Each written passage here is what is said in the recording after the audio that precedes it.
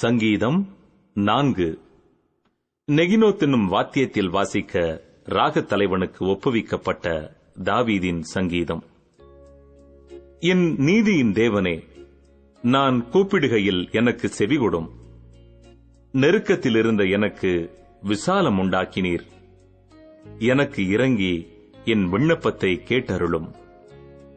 மனுபுத்திரரே, எதுவரைக்கும் என் மகிமையை அவமானப்படுத்தி வீணானதை விரும்பி பொய்யை நாடுவீர்கள்?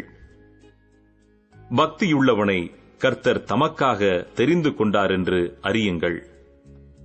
நான் கர்த்தரை நோக்கி கூப்பிடுகையில் அவர் கேட்பார். நீங்கள் கோபம் கொண்டாலும் பாவம் செய்யாதிருங்கள். உங்கள் படுக்கையிலே உங்கள் இருதயத்தில் பேசிக்கொண்டு அமர்ந்திருங்கள். நீதியின் பலிகளை செலுத்தி கர்த்தர் மேல் நம்பிக்கையாயிருங்கள். எங்களுக்கு நன்மை காண்பிப்பவன் யார் என்று சொல்லுகிறவர்கள் அநேகர்.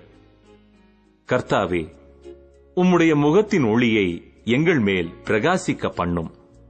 அவர்களுக்கு தானியமும் திராட்சரசமும் பெருகியிருக்கிற காலத்தின் சந்தோஷத்தை பார்க்கிலும் அதிக சந்தோஷத்தை என் இருதயத்தில் தந்தீர். சமாதானத்தோடே படுத்துக்கொண்டு நித்திரை செய்வேன்.